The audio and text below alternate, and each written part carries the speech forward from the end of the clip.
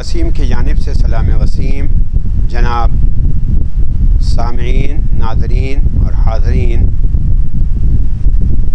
آپ سب کو میرا سلام۔ میرے قریبی دوست احباب کے اصرار پر اس وقت میں ایک دوسرے موضوع پر آپ سے گفتگو کرنا چاہتا ہوں، اور وہ موضوع لیٹسٹ موضوع ہے، کرنٹ موضوع ہے، جس کو ہم محرم الحرام کہتے ہیں۔ محترم سامعین، مجھے کوئی تاریخی یا جذباتی تقریر نہیں کرنی ہے، بلکہ آپ سب کے سامنے ایک لمحہ فکریہ پیش کرنا ہے، اس لیے کہ شاید اتر جائے تیرے دل میں میری بات۔ محرم الحرام، حرام سے مراد حرام نہیں بلکہ حرام سے مراد محترم، یہ محترم مہینہ ہے۔ یہ اپنے دامن میں خوشی اور افسوس کے چند ملے جلے واقعات سمیٹے ہوئے ہے۔ مثلا پہلی محرم کو جنگ ذات الرقاع ہوئی، اور پہلی محرم کو واقعہ شعب ابی طالب ہوا، جس کو ہم بائیکاٹ کہتے ہیں۔ 17 محرم کو اصحاب فیل والا واقعہ ہوا، یعنی اللہ تبارک و تعالیٰ کا عذاب نازل ہوا۔ 18 محرم کو تحویل قبلہ ہوا۔ 7 محرم کو غزوہ خیبر ہوا، اور ایک افسوسناک واقعہ یہ ہوا کہ 20 محرم کو مؤذن رسول حضرت بلال رضی اللہ تعالیٰ عنہ کی وفات ہوئی۔ اور خوشی کا واقعہ یہ ہوا کہ 8 محرم کو حضرت صفیہ بنت حیہ ابن اخطب سے رسول مقبول صلی اللہ علیہ وسلم کی منگنی اور شادی ہوئی۔ یہ مقدس مہینہ، جس مہینے میں اللہ تبارک و تعالیٰ نے کچھ ایسے واقعات بھی اللہ تبارک و تعالیٰ نے اس میں بھیجے، اور اس کی تقریباً 14 روایات ہیں۔ حالانکہ علماء کرام نے اس پر کلام کیا ہے، اس کی سند اور شہادت پر۔ مثلاً اسی محرم کے مہینے میں حضرت سیدنا آدم علیہ السلام کی توبہ قبول ہوئی، حضرت سیدنا یعقوب علیہ السلام کو بینائی عطا ہوئی، حضرت سیدنا نوح علیہ السلام کو طوفان نوح سے نجات ملی، حضرت سیدنا ابراہیم علیہ السلام کو نار نمرود سے بچایا گیا، حضرت ادریس علیہ السلام کو مکان علیہ دیا گیا، حضرت موسیٰ علیہ السلام پر توریت نازل ہوئی، حضرت یونس علیہ السلام کو مچھلی کے پیٹ سے باہر نکالا گیا، حضرت یوسف علیہ السلام کو قید سے باہر نکالا گیا، حضرت داؤد علیہ السلام کو مقرب بارگاہ رب العزت ہوئے، حضرت سیدنا ایوب علیہ السلام کی تکالیفیں اٹھائی گئیں، حضرت سلمان علیہ السلام جلوہ آرائے سلطنت ہوئے۔ اور اسی محرم الحرام کے مہینے میں حضرت عیسیٰ علیہ السلام کو آسمان پر اٹھایا گیا۔ تاریخ اسلام کے مطابق باران رحمت یعنی بارش بھی اسی مقدس مہینے میں سب سے پہلے ہوئی، آسمان سے زمین کی طرف نازل ہوئی۔ اسی بابرکت مہینے میں دنیا کو وجود بخشا گیا۔ اسی مہینے میں اللہ تعالیٰ نے عرش، لوح، قلم اور حضرت جبرائیل علیہ السلام کو جامع ہستی پہنایا۔ اسی ماہ کی 17 تاریخ کو اصحاب فیل پر جو کعبہ نے حملہ کیا تھا، اس پر عذاب نازل ہوا۔ اسی طریقے سے دنیا کا سنگ بنیاد محرم الحرام کے مہینے میں رکھا گیا۔ اسی طرح دنیا کا خاتمہ یعنی قیامت بھی محرم الحرام کے مہینے میں ہوگی۔ اور اسی ماہ کی پہلی تاریخ کو شہادت حضرت عمر فاروق رضی اللہ تعالیٰ عنہ کی ہوا۔ یہ تمام چیزیں میں آپ کو جو بتا رہا ہوں، یہ عوامی انداز کی ہیں۔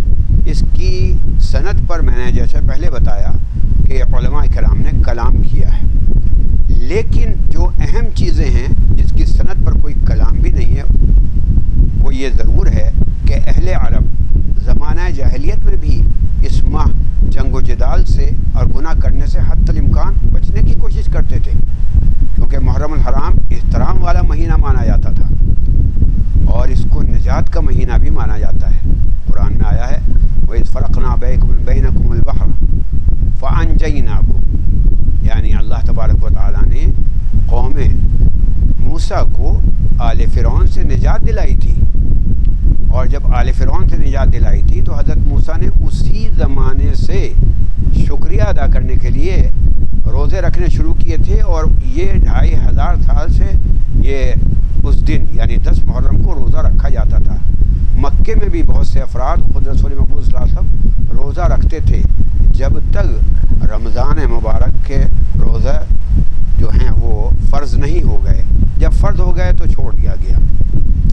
تو اس مہینے میں روزہ رکھنا بھی رمضان مبارک کے بعد دوسرے مہینوں کے مقابلے میں افضل ترین روزہ ہے.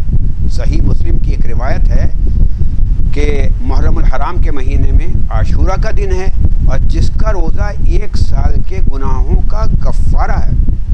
چنانچہ نبی صلی اللہ علیہ وسلم کا ارشاد ہے کہ جس نے عرفہ کے دن کا روزہ رکھا اس کی 1 سال آئندہ اور 1 سال گزشتہ کے گناہ معاف کر دیے گئے، اور جس نے عاشورہ کا روزہ رکھا یعنی 10 محرم کا اس کے گزشتہ 1 سال کے گناہ معاف کر دیے جاتے ہیں. صحیح مسلم کی ایک روایت اور ہے کہ رسول مقبول صلی اللہ علیہ وسلم کا ارشاد ہے رمضان المبارک کے بعد سب سے افضل روزہ اللہ کے مہینے محرم کا ہے.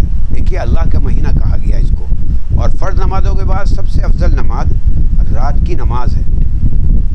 تاریخ اسلام کے زاویوں سے جیسا کہ میں نے ابھی بتایا یوم عاشورہ کا روزہ جو ہے حضرت موسیٰ علیہ السلام کے عہد سے ہی رکھا جاتا تھا. حضرت ابن عباس کی روایت ہے کہ وہ روزہ رکھتے تھے تو رسول مقبول صلی اللہ علیہ وسلم نے فرمایا کس لیے رکھ رہے ہو؟ تو فرمایا کہ نجات قوم موسیٰ کے لیے. تو حضور نے فرمایا کہ ہم ان کے شکریہ کے اللہ تبارک و تعالیٰ کے زیادہ مستحق ہیں. ہم ایک نہیں بلکہ 2 روزے رکھیں گے. اور یہ بھی فرمایا خالف الیہود والنصارى، یہود اور نصارہ کی مخالفت بھی اس میں ہو جائے گی، اور ہم 9 محرم کا اور 10 محرم کا روزہ رکھیں گے اگر میں زندہ رہا، یا 10 اور 11 کا بھی بعض روایت میں آتا ہے. تو یہ اس مبارک مہینے کی شرعی حیثیت ہے جسے بالائے طاق رکھ کر عام مسلمانوں نے اسے شرک اور بدعات کا مہینہ ٹھہرایا. اگر دیکھا جائے تو اس مہینے میں خوشیوں کا بھی موقع آیا ہے. آپ اور حضرت صفیہ رضی اللہ تعالیٰ عنہ کا نکاح ہوا، سیدنا عثمان رضی اللہ تعالیٰ عنہ اور حضرت ام کلثوم رضی اللہ تعالیٰ عنہ کا نکاح ہوا، سیدنا علی مرتضیٰ اور سیدہ فاطمہ رضی اللہ تعالیٰ عنہ کا نکاح مبارک بھی اسی میں ہوا. لوگ اس ماہ میں اعمال مسنونہ کو چھوڑ کر بہت سی من گھڑت اور موضوع احادیث پر عمل کرتے ہیں، اور بہت سے سادہ مسلمان تو یہ سمجھتے ہیں کہ ماہ محرم منحوس ہے جس میں شادی بیاہ اور کوئی کاروبار شروع نہیں کرنا چاہیے. مثال کے طور پر اس ماہ میں شادی بیاہ کو بے برکتی اور مصائب و آلام کے دور کی ابتدا کا باعث سمجھ کر اس سے احتراز اور اجتناب کرتے ہیں. حالانکہ محرم میں شادی کرنا کوئی گناہ یا برائی نہیں. سال کے کسی بھی مہینے میں شادی کرنا نہ ہی گناہ ہے نہ ہی عیب ہے. کوئی مہینہ منحوس نہیں، لہذا محرم میں بھی شادیاں کرنی چاہیے. اگر آج بھی مسلمان اپنا کھویا ہوا مقام حاصل کرنا چاہتے ہیں تو محرم الحرام کے مہینے میں شرک و بدعات سے بچ کر عاشورہ کے روزے رکھ کر توبہ، استغفار اور ذکر و اذکار کا اہتمام کریں، اور درس امام حسین کو مد نظر رکھ کر اللہ کی رضا حاصل کریں، ورنہ مسلمانوں کی حالت موجودہ حالت سے بدتر ہوتی چلی جائے گی. اس کا میرے محترم ساتھیوں اور دوستوں ایک اور پہلو بھی ہے، اس کو بھی بطور لمحہ فکریہ سمجھ کر آپ حضرات بہت ہی توجہ سے میری اس بات کو سنیں. اس میں پوری تاریخ کو سمویا گیا ہے اور آپ سمجھنے کی کوشش کریں. ہدایت کا ایک دوسرا پہلو ہے کہ محرم الحرام سے اسلامی سال کا آغاز اسی مہینے سے ہوا جس کو حضرت عمر رضی اللہ تعالیٰ نے جاری فرمایا اور بتایا کہ مکے میں عبادت، ریاضت اور تربیت کے امتحان میں پاس ہو کر سیاست اور ریاست مدینہ کی جانب اسی محرم الحرام میں اس جماعت کے قدم بڑھتے ہیں، اور یہ یادگار بن گیا. اور پھر شمع نبوت کی کرنوں سے خلافت میرٹ بیس پر 30 سال تک چلتی رہی. یہ میں تاریخ کو سمو رہا ہوں، مگر جب محرم کی 2 تاریخ کو عظیم شہادت یعنی حضرت عمر رضی اللہ عنہ کی شہادت ہوئی تو یہ سمجھیے اسی وقت سے خلافت پر غبار آنے لگا، حتیٰ کہ خلافت اور شہادت حق کے دفاع میں حضرت عثمان اور حضرت علی نے شہادت حیات پائی. اور پھر خلافت کی تاریخ کا انجام حضرت حسین کی خلافت سے ملوکیت کے سمجھوتے پر ہوا. کیوں؟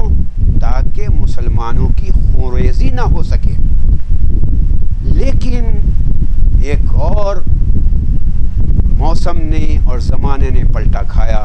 قرآن کہتا ہے تلک الایام نداولها بین الناس، جب ملوکیت سے اولادواد اور پیٹرزم یا خاندانی بادشاہت بننے لگی اور یزید کو تاج ملوکیت پہنایا جانے لگا تو نواسۂ رسول اور ان جیسے بہت سے اصحاب خیر اس موروثی بادشاہت کے لیے آہنی دیوار بن گئے، کیونکہ لمحوں کی لغزش صدیوں کی سزا دے جاتی ہے۔ اس لیے ہمیشہ کے لیے تاریخ میں اپنے خون ناحق کی روشنائی سے نواسۂ رسول یہ لکھ گئے کہ نگیٹو پاور کے آگے جھکنا نہیں، ڈٹ جانا ہے، اور یہ سبق دے گئے کہ ناانصافی کے خلاف آواز اٹھانا ہدایت اسلامی کا ایک عظیم فریضہ ہے۔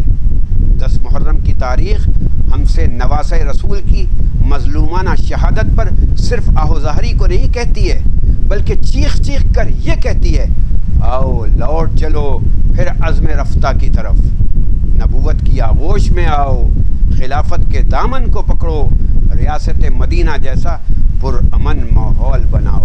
تو میرے ساتھیوں، یہ لمحہ فکریہ ہے اس محرم الحرام کا۔ کچھ نہ کر سکیں تو کم از کم ہم روزہ رکھیں تاکہ ہم روزے کے ذریعے سے صبر کا دامن نہ چھوڑ سکیں، اور روزے کے ذریعے سے ہمیں جو آزمایا جاتا ہے کم سے کم ہم اس ریاضت میں تو کامیاب ہو سکیں، اور اس کے بعد ہم ریاست مدینہ کا ماحول بنائیں، خود بھی پرامن رہیں، خود بھی جئیں اور پوری دنیا کو جینے دیں۔ یہی میرا میسیج ہے۔ وجزاکم اللہ خیر۔